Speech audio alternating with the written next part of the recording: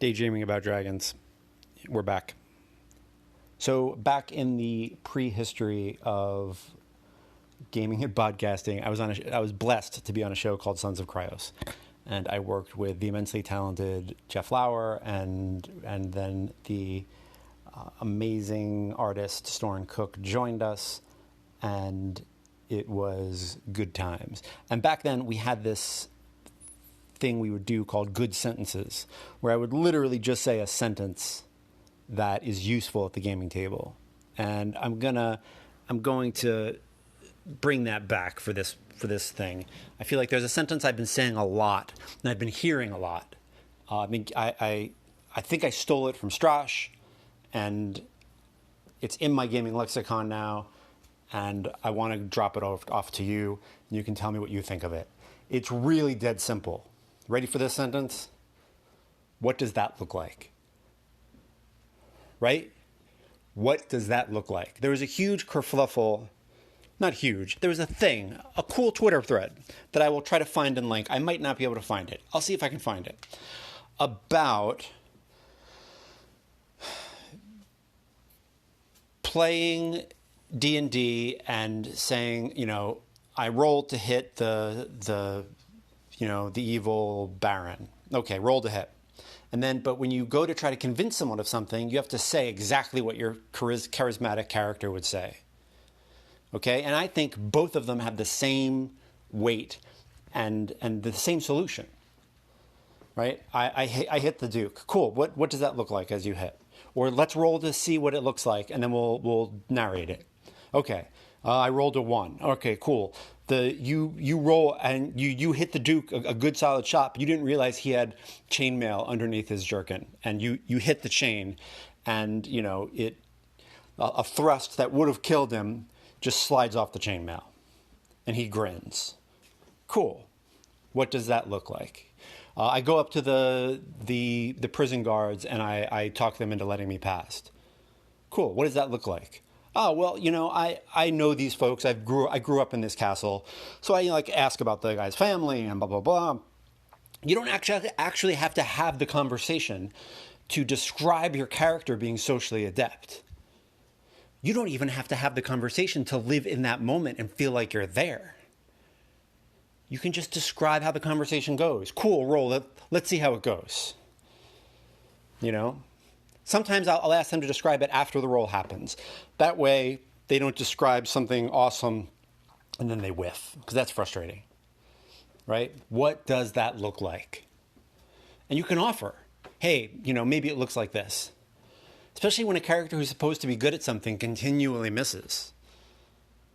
The dice are just not making their character look cool that day. So you'd be like, yeah, you're hitting, but you're just not hitting hard enough to penetrate the armor. This dragon has rough scales, and you're used to, dueling on the street, and it's showing. Cool. Awesome. That's something fictional we can take in and use later. What does that look like? And it doesn't have to be a question just to that person. It can be to the table. Right? What does it look like? Player says they do something. What does it look like? And especially when players are new to gaming or new to a system and they're playing it for the first time and they want to, it's a lot. Roll this to hit, roll that to damage, roll this here, roll this there. Roll the die. Cool. You hit, and that's going to kill the goblin. Tell me what that looks like. Oh, cool. My character has a warhammer, so I just hit him and in the chest and break his sternum, and the goblin falls and chokes on his own blood. Cool. Sounds good. I drive his ribs through his lungs. Great. I hit him in the head and he falls over. Okay. And that will also that will let you know where that player is with how they feel the tone of the game is. Are they on the same page as you or not? It's a good way to gauge, good way to read a temperature of the room and the table. Tell me what that looks like. And it can be done when they're doing something that's really dangerous. And you want to just know, are they going to trigger the trap? I know that this desk that this, wizard merchant has is trapped. And I know where the trap is. So I'm at the desk. I'm just going to search the desk. Cool. What does that look like? I open up the drawers. I'm trying to go fast because I know there are guards around, but I'm trying to also be quiet, but definitely more, all right, are you being fast or are you being quiet? Which is more of the priority? Definitely fast. Cool. Boom, boom, boom. You open a drawer, a poison dart hits you. Roll reflex save. See if you flinch away in time. What does that look like? Show me, tell me about it. It's a nice tool. Gets you in the moment. That's what I like about gaming. It's what I like about it. Different people like different things. I like when the mechanics help us all get in that moment and create situations that we would have never created for ourselves. If I want to create something for myself, I sit down and I write. I get my cat on my lap, keyboard on my lap, with the cat. Sometimes that works, sometimes it doesn't. I sit down comfortably and write. It's lovely. But it's a very different sport than getting together with friends, sitting at a table, eating munchies and rocking out. Very, very different thing. Similar, some muscles are the same, but it's a very, very different sport. So, what does that look like? Tell me what you say when you want to know more about what your players are doing. Tell me how you prompt them to get them to describe things. Because again, you're not saying like, hey, you've got to give a monologue here, right? This isn't about putting pressure on a player to be creative. Oh, my players are so uncreative. Oh, do you ask them? I hear it's a common kvetch I hear online. Kvetch is Yiddish for complaining. Oh, my players, they don't describe things. They just roll and then they tell me the damage. Cool. Ask them. Ask them. I just did 32 points of damage to the one guard. Cool. What does that look like? He's dead. What does that look like? Oh, cool. Yeah, my sword goes, right through. Cool. Sounds good. Sounds good. What does it look like? Just get them in the moment. Get them in the moment. Get yourself in the moment. Bring everybody in. All right? Let's see what the inspiration goat has to say today. Whoop, whoop, whoop. 1 second, inspiration goat. Don't do it yet. Don't bleat. One more thing. You don't have to be a GM to do this. You can be a player. Right? The cleric comes over to you and says, I heal you for 5 points of damage. 5 points. You get 5 hit points back. You're like, cool, what does that look like? Do you say a prayer? What do the prayers to your God look like? Let's just take a minute. Now, sometimes you're in the middle of combat. You want things to flow. You don't want this to happen. But sometimes you have a second, Things have slowed down. You got to look up a rule. What does it look like when your character heals someone up? Do you put your hand on me? Do you have to put your hand on my skin? Do you just put it on my armor? Put it on my head? What's going on? What do the rights of your deity look like? You don't have to be a GM to do this stuff. That's it. That's my little postscript. Inspiration goat, bring it.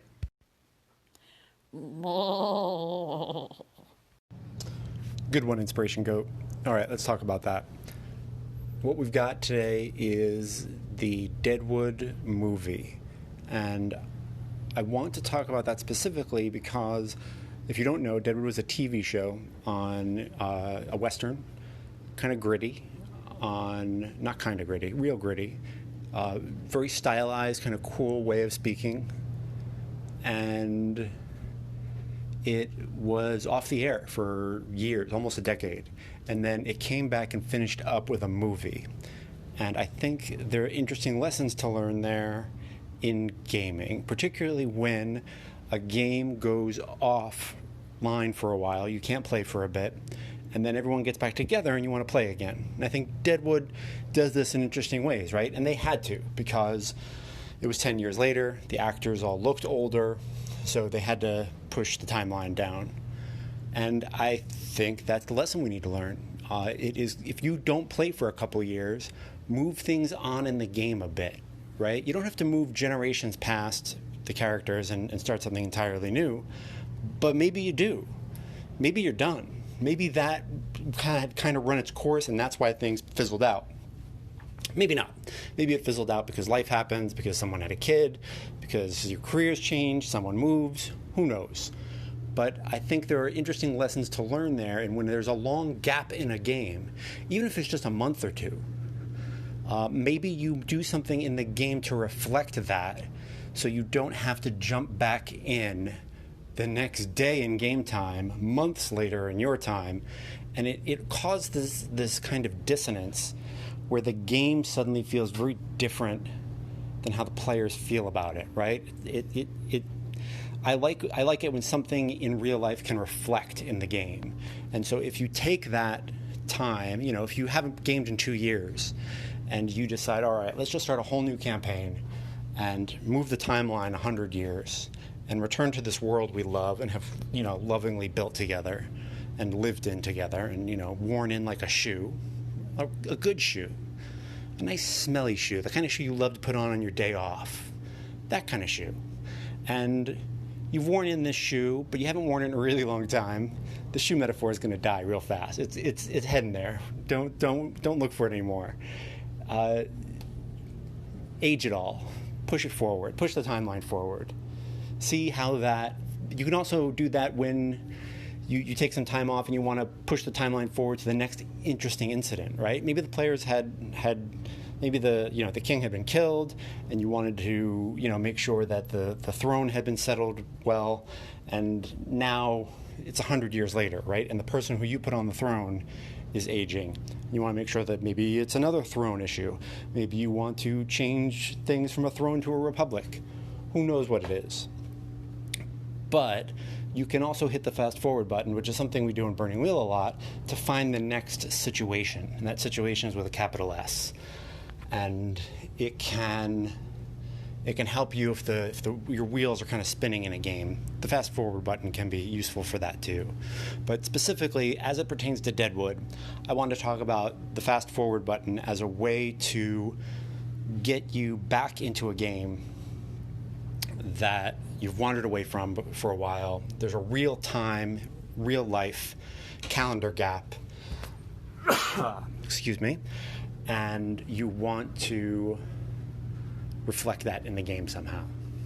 So that's what I'm taking from Deadwood today, is jumping ahead in the timeline for a game to reflect a real scheduling problem.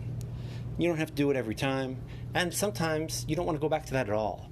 New games have come out, maybe you've moved on, maybe it's time to start something new. But if you're really eager to get back to that, then perhaps, hit the fast forward button, find the place in the game that feels like how you feel about the setting right now, so that you're not in just like the next day of adventuring. You are in a different place. I did this in my Stars Without Number game. We hadn't gamed in a couple years. We took some time off. I moved. Things zigged when they should have zagged. And here we are. It's been 2 years. We haven't played Stars Without Number. Let's get that game going again. And what I did is I said, your characters have been in jail for a couple years for doing stuff, and there's a war going on, and so a bunch of records have been lost.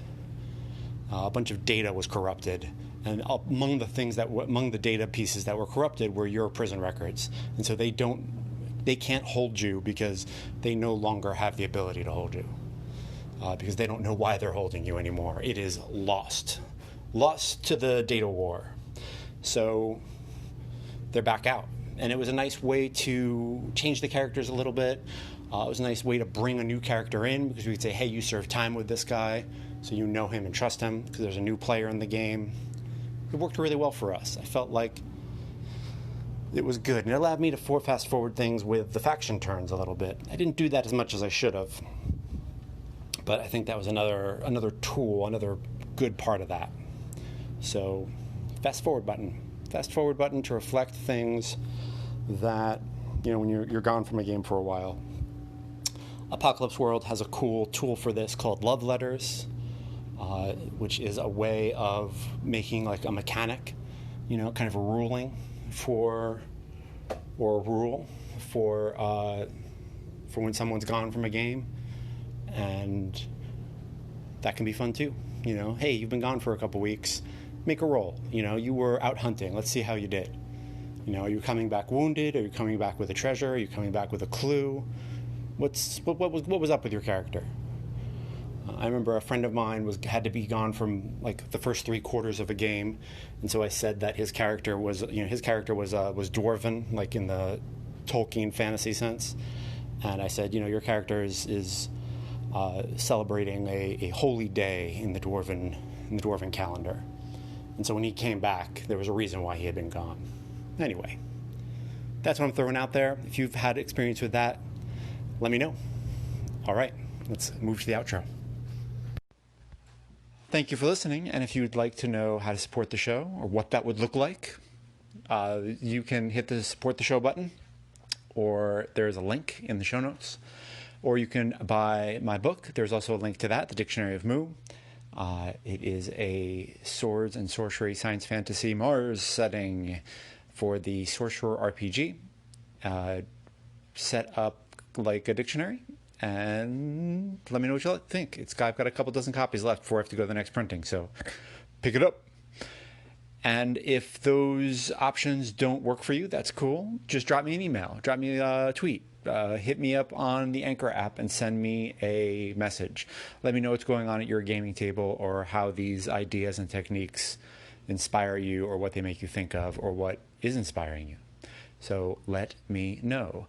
My email is judd.karlman@gmail.com.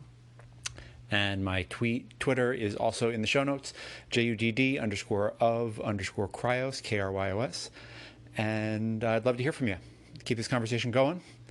I hope things are going well. And I will see you later with some canned peaches. All right, have a good one.